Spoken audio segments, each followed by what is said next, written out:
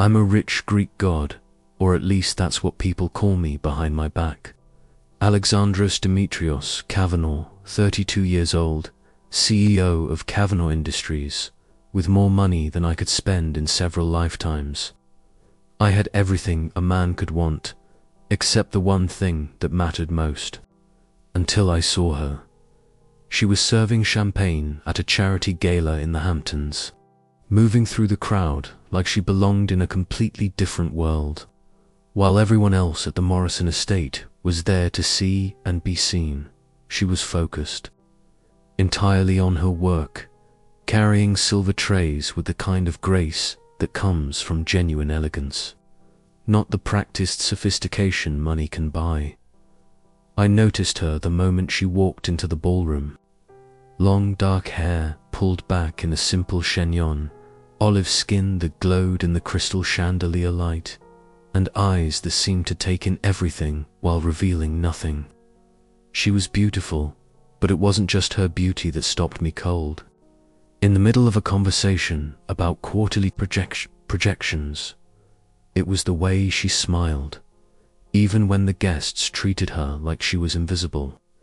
Even when someone dismissed her with barely a glance, she maintained this serene dignity that was utterly captivating. She wasn't performing for anyone or trying to impress anyone. She was simply herself, and that authenticity was like finding a diamond in a room full of cubic zirconia. "Who is that?"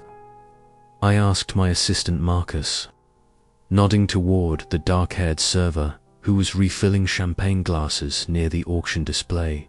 "Who is who, sir?" The server, dark hair, black dress. "She's been working the north side of the room for the past hour." Marcus followed my gaze and shrugged.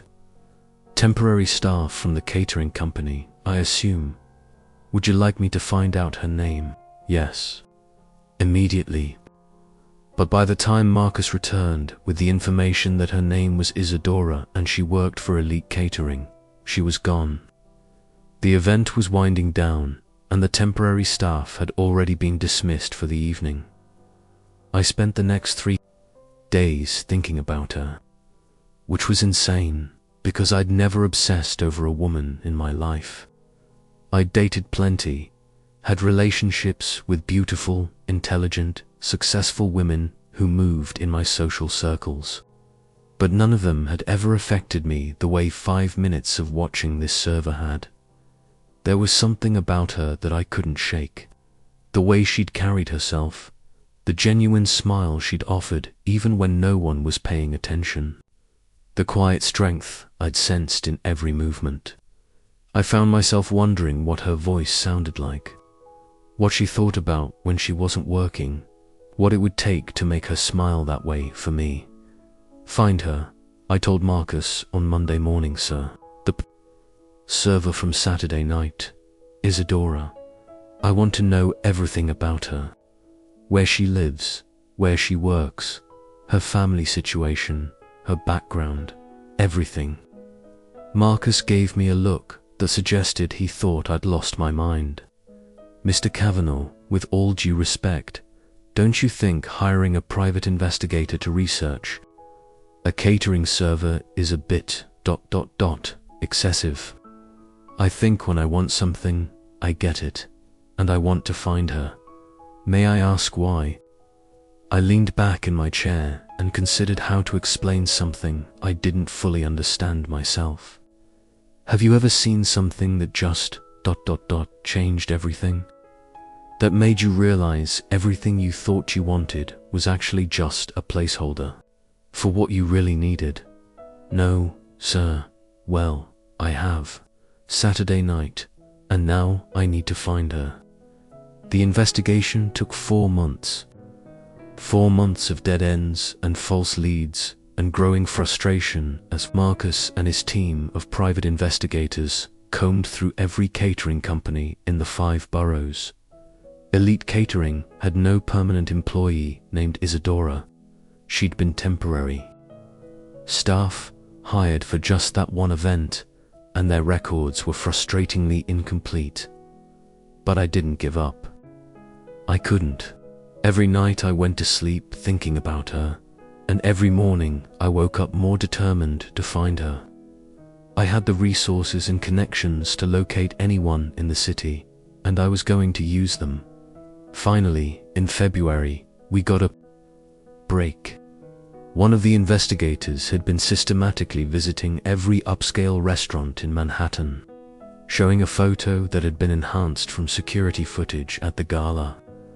A hostess at Luna Rossa on the Upper East Side took one look at the picture and smiled. "That's Isa," she said. "She's one of our servers. Works the afternoon shift most days." I felt a rush of triumph unlike anything I'd experienced closing a business deal. After months of searching, I'd finally found her. "What's her full name?" the investigator asked. "Isadora something. Italian last name. She's been here for years. Really sweet girl. Works incredibly hard." That afternoon, I drove to Luna Rossa and sat in my car across the street, watching the restaurant like some kind of stalker, which, I supposed, I was. But I needed to see her again to confirm that what I remembered from the gala was real and not just some idealized fantasy I'd built up in my mind. At 2:47 p.m., she emerged from the staff entrance, tying an apron around her waist. Even in the simple black dress that was obviously a uniform, even with her hair pulled back in a practical ponytail, she was exactly as beautiful as I remembered. More than beautiful, she was perfect. I watched her for 15 minutes as she served customers with the same grace and professionalism I'd observed at the charity event. She smiled genuinely at everyone, treated each table like they were the most important people in the restaurant, and moved with an efficiency that spoke of years of experience. This was her regular job. She wasn't just temporary catering staff. She was a career server at an upscale Manhattan restaurant, which meant she was probably supporting herself, possibly others, which meant she had responsibilities, obligations, reasons to be cautious about sudden changes in her life. I needed a strategy.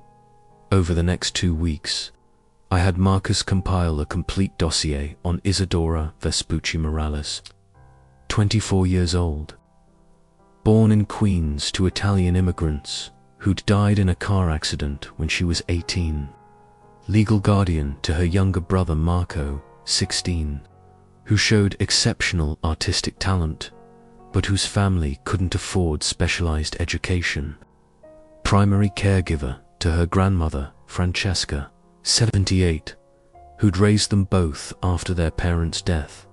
She worked 3 jobs, Luna Rossa 5 days a week, weekend catering gigs, and occasional evening shifts at a coffee shop in Queens. Every dollar she made went towards supporting her family, with nothing left over for herself. The more I learned about her, the more captivated I became. Here was a woman who had been handed one of life's most difficult circumstances and had responded, with grace, strength, and unwavering loyalty to the people she loved.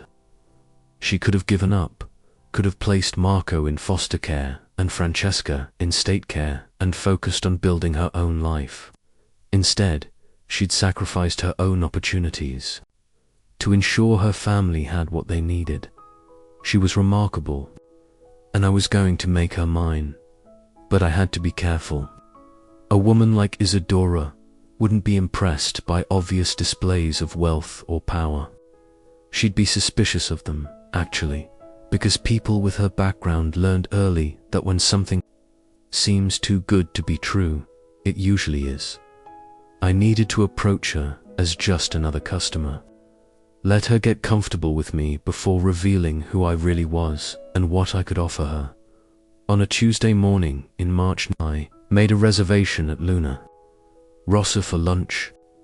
"Table 7, please," I told the hostess. "And I'd like to request Isadora as my server." "I'm sorry, we don't usually take specific server requests, ... I'm sure you can make an exception." I slipped her $100 bill along with my business card. It would mean a great deal to me. The hostess glanced at the card, saw the Kavanaugh Industries logo, and her entire demeanor changed. "Of course, Mr. Kavanaugh. I'll make sure Isadora is available for you."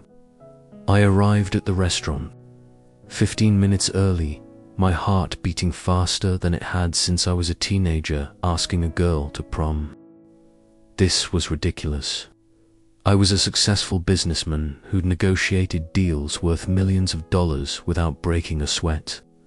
But the thought of finally talking to this woman I'd been obsessing over for months was making me genuinely nervous. Table 7 had a perfect view of the dining room, and I watched Isadora work while I waited for her to notice me. She was exactly as I remembered, professional and graceful, treating every customer with the same warm attention. Regardless of how much money they were obviously spending, when she finally approached my table, I felt that same electric jolt I'd experienced at the charity gala. Up close, she was even more beautiful than my memory had captured. Her dark eyes were intelligent and kind, and when she smiled her professional server smile, I felt like I'd been struck by lightning. "Good afternoon," she said, pulling out what was obviously a practiced greeting. "Welcome to Luna Rossa. I'm Isadora Vespucci Morales," I said before she could finish, unable to keep the satisfaction out of my voice. After months of searching, I was finally face to face with her. "I've been looking forward to meeting you."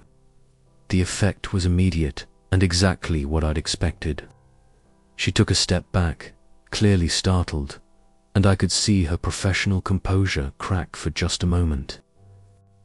"Sorry, do we know each other?" she asked, and her voice was exactly as I'd imagined it would be. Warm, slightly husky, with just a hint of the Queen's accent she'd probably worked to minimize in this upscale environment. I smiled, making sure it was warm and non-threatening. "Not yet, but I'm hoping to change that. Please, call me Alex." "How? Do you know my full name?" She was trying to maintain her professional demeanor, but I could see the unease in her eyes. Good. I wanted her slightly off balance, curious about me. "I make it my business to know beautiful women's names," I said, which was both true and not the complete truth. I was testing her reaction, seeing how she'd respond to flattery from a customer. She handled it perfectly, neither flustered by the compliment nor dismissive of it. Professional but not cold. Exactly the response I'd have expected from someone with her experience and character. We went through the ritual of her taking my order, and I watched her carefully the entire time. The way she held her notepad, the slight tremor in her hands that suggested she was more affected by our interaction than she was letting on. The way she kept glancing at my face like she was trying to figure out where she'd seen me before. I ordered osso, buco, and gnocchi without even looking at the prices, along with a bottle of their most expensive Chianti. I wanted her to know I had money, but I didn't want to be crude about it. "Perfect, I'll have both," I said, closing my menu. "And a bottle of your best Chianti. I'm celebrating." "Celebrating what?" The question slipped out before she could stop. It and I could see the moment she realized she'd been more personal than professional. "Finding something I've been looking for," I said, looking directly into her dark eyes. For quite some time, the blush that crept up her neck was absolutely enchanting. She wrote down my order with hands that weren't quite steady, and I could tell she was hyper-aware of how closely I was watching her dot. Perfect. Phase 1 was complete. I'd gotten her attention, made her curious about me, and established myself as someone worth remembering. Now I just had to be patient and let her come to me. When she brought my food, I complimented the presentation and asked her about her recommendations for future visits. She relaxed slightly, falling into the familiar rhythm of discussing the menu. And I got my first glimpse of who she was when she wasn't on guard. Knowledgeable about food and wine, articulate, genuinely enthusiastic about the restaurant's offerings. She wasn't just going through the motions of her job, she actually cared about providing good service. Another point in her favor, but I could also see the exhaustion around her eyes, the slight slump in her shoulders that suggested someone who was working too many hours and carrying too much responsibility. My research had been accurate. She was pushing herself to the breaking point, trying to take care of everyone else. When I requested the check, I made sure to tip her $500 in cash. Her reaction was exactly what I'd hoped for, shock followed by an attempt to refuse the money. "Sir, I think you made a mistake," she said, staring at the bills like they might disappear. "No mistake," I assured her. "Exceptional service deserves exceptional recognition." I could see her mind working, trying to understand why a stranger would leave such an enormous tip. She was suspicious, which was smart, but also tempted by what that money could mean for her family. "Keep it, Isadora. You've earned it." I stood up and buttoned my suit jacket, making sure she got a good look at the expensive cut and fabric. "I'll see you soon, will you?" The question came out breathless, and I could tell she was fighting between professional caution and personal curiosity. "Oh yes," I said with complete confidence. Very soon, I left her standing there with $500 and a dozen questions, exactly as I'd planned. Now she'd spend the rest of her shift and probably the entire evening thinking about me, wondering who I was and what I wanted. The next morning, I called Luna Rossa and made another reservation for the following day, specifically requesting Isadora as my server again. The hostess was happy to accommodate me, especially after I mentioned that I'd had such excellent service the day before. That evening, I had Marcus compile additional information about Isadora's family situation. Her grandmother Francesca wasn't just elderly. She was dealing with serious heart problems that she'd been hiding from her granddaughter. Medical records showed she'd been seeing a cardiologist for months, paying cash for appointments to keep Isadora from finding out about the expense. This was perfect. Not that I wanted the old woman to suffer, but having information about her family's hidden medical crisis gave me leverage I could use to position myself as a solution to their problems, rather than just another wealthy man trying to buy a beautiful woman's attention. The second lunch went exactly as I'd planned. Isadora was more relaxed with me, curious enough to engage in actual conversation beyond just taking my order. I could tell she'd spent time thinking about our previous encounter, and she was clearly intrigued by me despite her better judgment. I ordered the same meal and left another $500 tip, establishing a pattern that would make her anticipate my visits. By the time she got off work, she'd have $1,000 in tips from me, more money than she probably made in a month. That night, I began planning the next phase of my strategy. I needed to create a sense of urgency around her grandmother's medical condition while positioning myself as someone uniquely qualified to help. The story I'd crafted about the Benedetto family connection was mostly true, just simplified and edited to serve my purposes. My mother had indeed been Maria Benedetto before she married my father, and the Benedetto family had extensive business interests in both Sicily and New York. What I hadn't mentioned was that those business interests had historically included activities that weren't entirely legal. Though they'd been legitimized over the past few decades, I'd also had my team create documentation that would support the story about Francesca DeMarco being connected to the family. The immigration records were real, just interpreted in a way that supported my narrative. The medical records about her heart condition were completely accurate, obtained through connections at several major hospitals. Everything I was going to tell Isadora was technically true. I was just presenting it in a way that would make her feel like accepting my help was the only reasonable choice. The third day was when I'd make my move. I arrived at Luna Rossa with a manila envelope full of documents and a marriage proposal that would solve all of her family's problems. I'd arranged for the dining room to be cleared so we could have privacy for what I knew would be a difficult conversation. When Isadora approached my table, I could see immediately that she was nervous. She'd spent 2 days thinking about me, and she was clearly conflicted between attraction and suspicion. Perfect. "Good afternoon, Isadora," I said, gesturing for her to sit down across from me. "We have important things to discuss." I told her everything, or at least my version of everything. The family connection, her grandmother's real identity, the inheritance that was supposedly waiting for her, the medical crisis that was about to overwhelm her family. With every revelation, I watched her face cycle through shock, disbelief, fear, and desperate hope.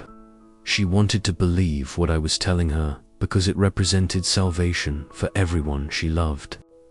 But she was also smart enough to be suspicious of coincidences that convenient. "Why are you telling me this?" she asked when I'd finished laying out the situation. "Because I want to help you. Because you're family, in a way. And because I've fallen in love with you." That last part was completely true. Over the months of searching for her, learning about her, watching her, I'd become obsessed in a way I'd never experienced before. This wasn't just physical attraction or the thrill of the chase. I genuinely wanted to build a life with this woman. "You don't even know me. I know enough. I know you're loyal, hardworking, beautiful, and devoted to your family. I know you have the strength to handle the kind of life I can offer you." "What kind of life is that?" "One where money is never a concern, where you can focus on the things that matter to you instead of just surviving, where you can be the woman you were meant to be instead of the one circumstances forced you to become." I could see her wavering, torn between her natural caution and the promise of everything she'd ever needed for her family. "Marry me, Isadora." The proposal hit her like a physical blow. She went completely still, staring at me like I'd spoken in a foreign language. "What?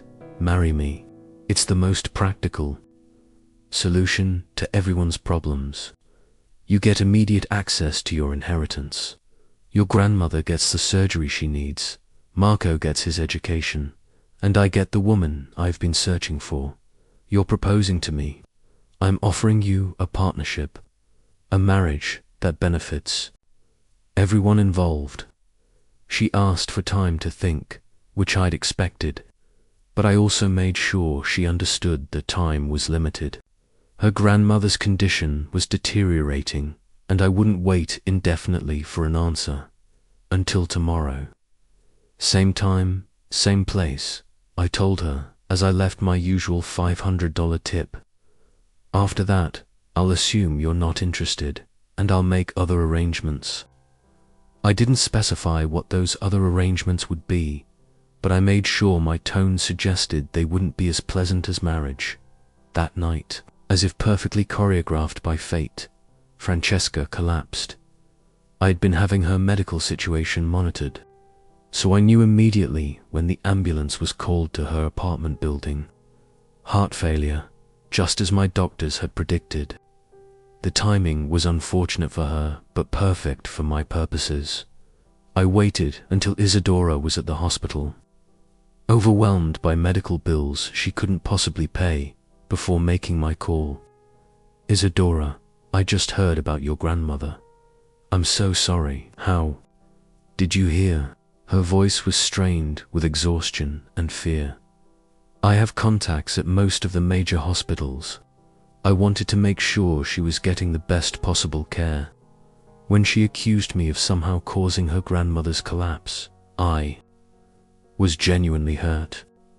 Yes, I'd been manipulating the situation to my advantage, but I would never have harmed an innocent old woman to get what I wanted. I had nothing to do with your grandmother's collapse, I told her honestly. Heart conditions don't follow convenient schedules. Then why does everything you predicted come true exactly when you said it would? Because I paid attention to medical records that you ignored. Because I consulted with specialists who understood her condition better than you did. Because I was prepared for an outcome that you refused to consider. By the end of our conversation, she'd accepted my proposal. The next few months were the most challenging and rewarding of my life. I was trying to build a genuine relationship with a woman who'd married me primarily out of desperation, while also proving to her that my feelings were real and my intentions were honorable. Isadora was understandably wary of me at first. She'd agreed to marry me, but she made it clear that she needed time to trust me before our relationship became fully intimate. I respected her boundaries completely, focusing on showing her through my actions that I was committed to building something real with her. I took her on proper dates, introduced her to my friends and business associates, and gradually revealed more about my background and goals for our future together. I wanted her to understand that while my methods of finding and pursuing her had been unconventional, my feelings for her were completely genuine. Slowly, carefully, she began to open up to me. She told me about her dreams, her fears, her hopes for her brother and grandmother. She let me see the woman behind the professional server persona, and everything I discovered made me love her more.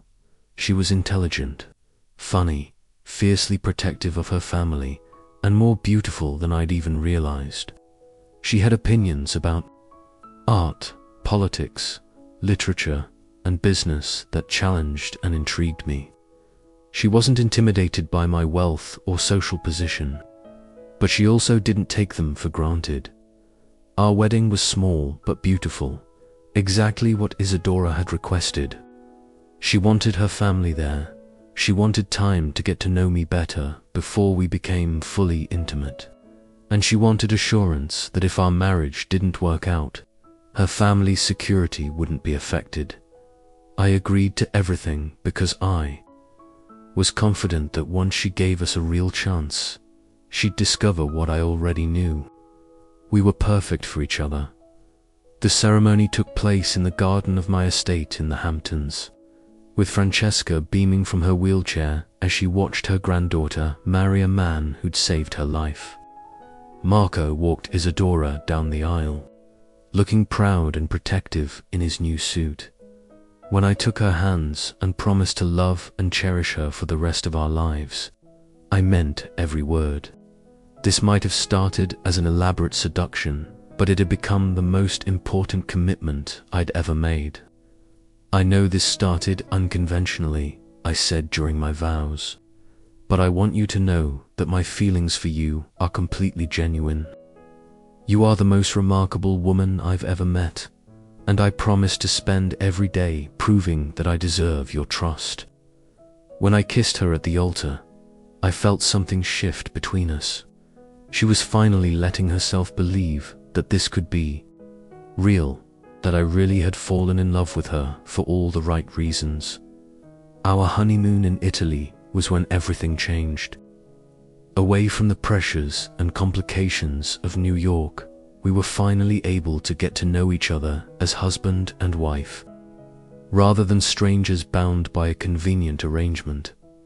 I showed her the places where her family's story had begun, shared stories about my own complicated family history, and gradually revealed the more personal aspects of who I was beneath the wealthy businessman exterior. My great-uncle wasn't a perfect man, I admitted, as we walked along the beach one evening.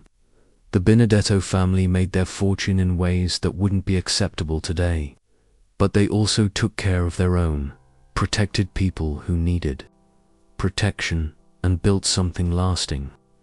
Are you still involved in that world?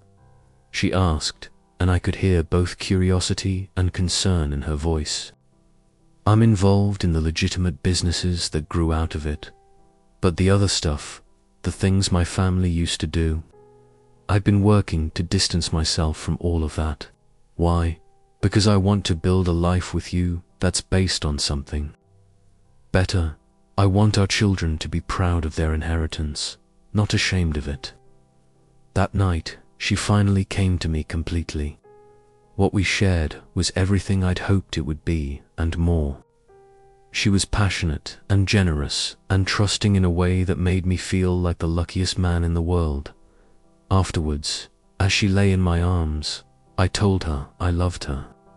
Not because of the circumstances that brought us together, I said, stroking her hair in the moonlight, but because of who you are, because of your strength and your loyalty and the way you light up when you smile. I love you too, she whispered, and I knew she meant it completely. When we returned to New York, we began building the life I'd dreamed of. During all those months of searching for her, Isadora moved into my penthouse, but she also made it her own, adding touches of warmth and personality that transformed it from a showcase into a real home. She flourished in ways I'd hoped but hadn't dared expect. With financial pressure removed from her life, she was free to explore interests she'd never had time for.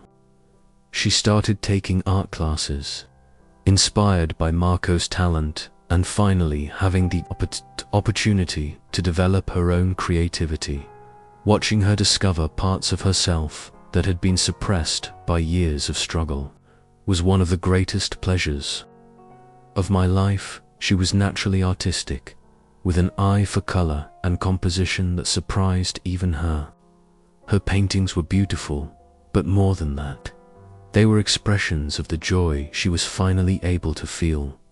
Francesca thrived in her new assisted living facility, surrounded by excellent medical care and a social life that kept her engaged and happy.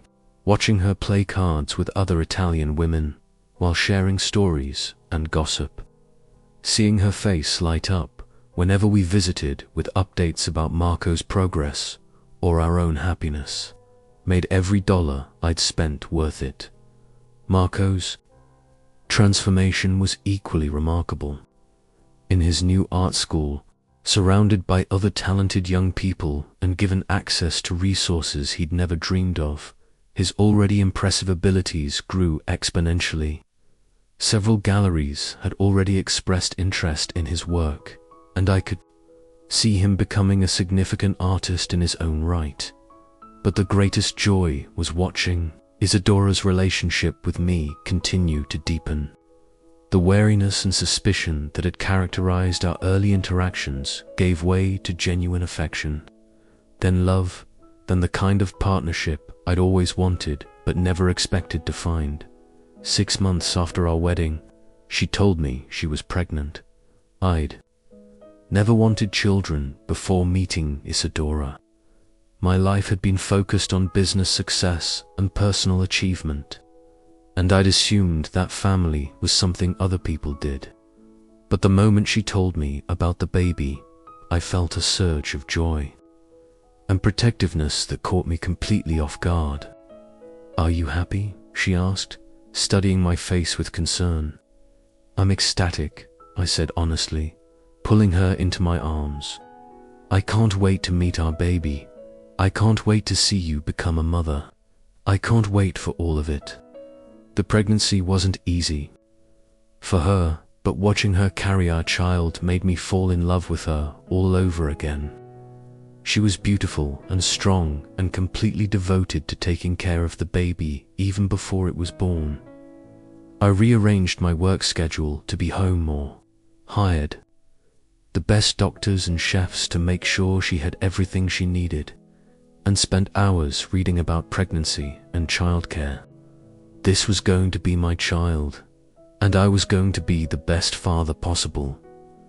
Our daughter was born on a snowy December evening, perfect and healthy and absolutely beautiful. When the doctor placed her in my arms for the first time, I understood, for the first time in my life, what unconditional love felt like. "Thank you," I whispered to Isadora as we looked down at our sleeping daughter. "Thank you for taking a chance on us. Thank you for building this family with me. Thank you for everything." We named her Sophia Francesca Cavanaugh, honoring both of our mothers and the legacy we were creating together. Watching Isadora with our daughter, seeing her natural maternal instincts and the way she glowed with happiness, confirmed everything I'd believed about her character. She was exactly the woman I'd thought she was when I first saw her at that charity gala. Strong, loving, devoted to family, and capable of creating the kind of home I'd never had but always wanted. Over the following years, our family continued to grow. We had a second child, a son with my green eyes and Isadora's stubborn determination. I'd successfully transitioned all of the family businesses into completely legitimate enterprises, earning respect in the business community for ethical practices and charitable giving. Isadora started a foundation providing scholarships for working-class students to attend art school. Inspired by Marco's journey and her own understanding of how talent could be wasted without opportunities, watching her passionate advocacy for young artists, seeing how she transformed her own struggles into a way to help others, made me proud to be her husband. Marco had become a successful artist, with his work displayed in galleries across the country. He'd also found love with a wonderful woman named Alina, and their engagement was another source of joy for our growing family. Francesca was still with us, healthier and happier than she'd been in years. She spent her days spoiling her great-grandchildren and sharing stories about the old country that connected them to their heritage. 5 years after that first day at Luna Rossa, I sat on our terrace watching Isadora help Sophia feed the birds, while our son napped in his stroller. The sunset was painting the city in golden light, and I felt a contentment I'd never experienced before meeting her. "Do you ever regret it?" I asked her that evening. "The way we started, all the manipulation and pressure?" "Never," she said, taking my hand. "I regret that I doubted you for so long. I regret that I almost let fear keep me from the best thing that ever happened to me, even though I basically stalked you and manipulated you into marrying me. You pursued me when I didn't think I deserved to be pursued. You saved my family, and then made me part of yours." She squeezed my hand. "You gave me a life I never dared to dream of." "We saved each other," I said, pulling her closer. "I had everything money could buy, but I didn't have anyone to share it with. You gave my life meaning." That night, as we tucked our children into bed and read them stories about brave princesses and kind princes, I thought about the fairy tale that had become my life. It hadn't started the way fairy tales usually do, with mutual attraction and natural courtship.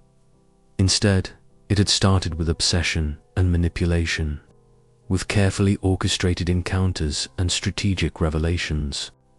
But it had grown into something more beautiful than any story I'd ever read, because it was real and complicated and built on genuine love that had survived its unconventional beginning. As Isadora and I settled into bed together, I pulled her close and whispered the same words I'd said on our wedding night. "I love you, Isadora Cavanaugh, not because of how we started, but because of who we became together."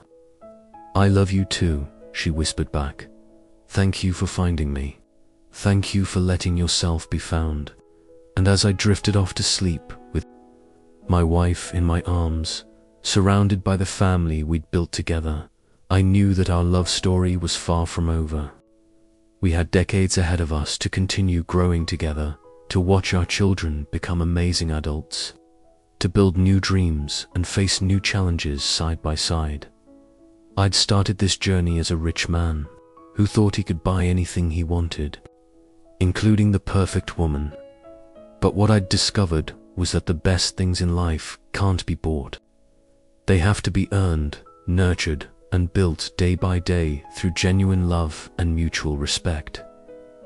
Isadora had been a stranger when she served me that first lunch at Luna Rossa, unaware that I'd been searching for her for months. But she'd become my wife, my partner, my best friend, and the mother of my children. She'd given me a family worth building a life around, and in return, I'd given her the security and love she deserved. The Greek god who'd pursued her across months of searching had turned out to be simply a man who was capable of extraordinary love. And the working girl from Queens who'd served him without knowing who he was had turned out to be exactly the woman he needed to make his life complete. In the end, we'd both gotten exactly what we'd been looking for, even when we hadn't known. We were looking for it.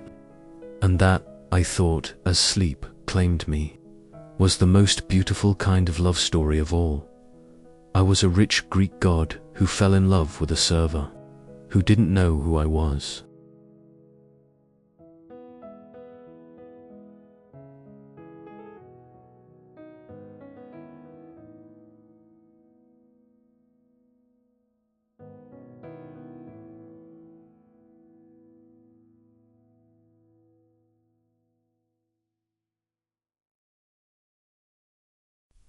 But she knew my name instantly the moment she chose to love me back.